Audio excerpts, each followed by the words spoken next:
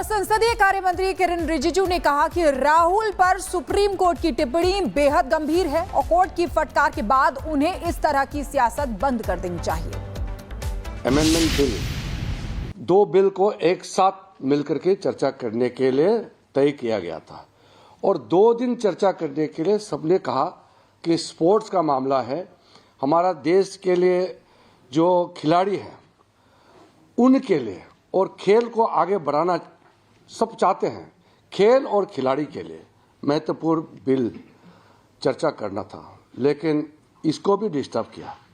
फिर भी हम लोगों ने जबरदस्ती पारित नहीं किया। हम लोग फिर से कल रिक्वेस्ट करेंगे। हम नहीं चाहते कि स्पोर्ट्स जैसे महत्वपूर्ण bill, very happy that at least supreme court has now given him a warning. It's a straightforward rebuke that as an Indian, Shri Rahul Gandhi should not speak like that. This is a very strong statement. How can an Indian speak against the interests of India? This is something, a lesson for all those who are Indian by status and citizenship, but keep on demonizing Indian institution and our Indian interests all the time. So I feel that this kind of strong observation from the Honorable Supreme Court is very befitting and timely. So Supreme Court has also asked if Rahul Gandhi has any credible material to support the claims which he makes. Do you think that if he has any credible material, he should put this forward? There are only 3 possibilities. One is the government of India or the army itself who are guarding the territory. If they provide evidence, that should be treated as a official document. That is a proper way of getting the information.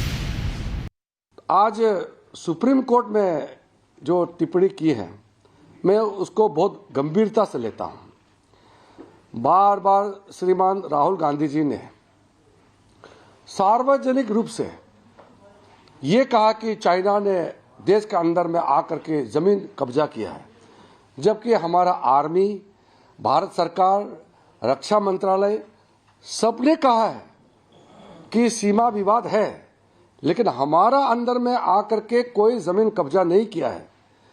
विवाद है, सब मानते हैं, 1962 से पहले से विवाद थे और वहां कभी पेट्रोलिंग करने में एक दूसरे के प्रति थोड़ा सा संघर्ष होता है। आप लोगों ने वीडियो में भी देखा होगा, चाइनीज आर्मी और इंडियन आर्मी के बीच में झड़प भी होता है क्योंकि वो डिमार्केटेड नहीं है। लेकिन 2000 किलोमीटर, 2000 वर्ग किलोमीटर कब्जा कर दिया बिना तर्क कहने से। हम लोगों ने तो बार बार राहुल गांधी जी को कहा कि बिना तर्क के देश के खिलाफ बात मत करो, हमारा तो सुनता नहीं हुआ। इसलिए आज सुप्रीम कोर्ट ने जो फटकार लगाया, अब तो चुप होना चाहिए। हम तो मानते हैं कि हम जिम्मेदार लोग हैं, राहुल गांधी भी जिम्मेदारी उसमें आते हैं, हम भी जिम्मेदारी का श्रेणी में आते हैं। हम लोग सबको जनता ने चुन के भेजा है, तो हर बात सोच समझ के बोलना चाहिए। मन में जो आए ऐसा कैसे मत बोल सकते हैं, वो भी विपक्ष के नेता है। और संसदीय कार्य मंत्री किरण रिजिजू ने कहा कि राहुल पर सुप्रीम कोर्ट की टिप्पणी बेहद गंभीर है और कोर्ट की फटकार के बाद उन्हें इस तरह की सियासत बंद कर देनी चाहिए। अमेंडमेंट बिल, 2 बिल को एक साथ मिलकर के चर्चा करने के लिए तय किया गया था और 2 दिन चर्चा करने के लिए सबने कहा कि स्पोर्ट्स का मामला है, हमारा देश के लिए जो खिलाड़ी हैं उनके लिए और खेल को आगे बढ़ाना सब चाहते हैं, खेल और खिलाड़ी के लिए महत्वपूर्ण बिल चर्चा करना था, लेकिन इसको भी डिस्टर्ब किया। फिर भी हम लोगों ने जबरदस्ती पारित नहीं किया। हम लोग फिर से कल रिक्वेस्ट करेंगे। हम नहीं चाहते कि स्पोर्ट्स जैसे महत्वपूर्ण bill, very happy that at least supreme court has now given him a warning. It's a straightforward rebuke that as an Indian, Shri Rahul Gandhi should not speak like that. This is a very strong statement. How can an Indian speak against the interests of India? This is something, a lesson for all those who are Indian by status and citizenship, but keep on demonizing Indian institution and our Indian interests all the time. So I feel that this kind of strong observation from the Honorable Supreme Court is very befitting and timely. So Supreme Court has also asked if Rahul Gandhi has any credible material to support the claims which he makes. Do you think that if he has any credible material, he should put this forward? There are only three possibilities. One is the government of India or the army itself who are guarding the territory. If they provide evidence, that should be treated as a official document. That is a proper way of getting the information.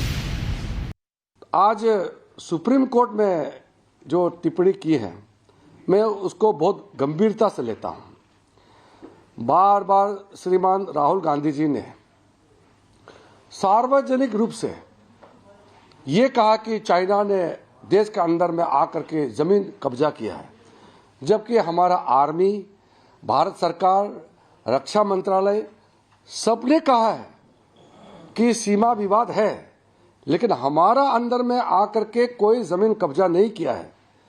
विवाद है, सब मानते हैं, 1962 से पहले से विवाद थे और वहां कभी पेट्रोलिंग करने में एक दूसरे के प्रति थोड़ा सा संघर्ष होता है। आप लोगों ने वीडियो में भी देखा होगा, चाइनीज आर्मी और इंडियन आर्मी के बीच में झड़प भी होता है क्योंकि वो डिमार्केटेड नहीं है।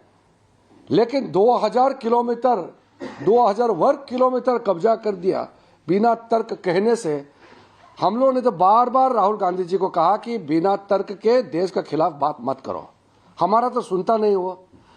इसलिए आज सुप्रीम कोर्ट ने जो फटकार लगाया, अब तो चुप होना चाहिए।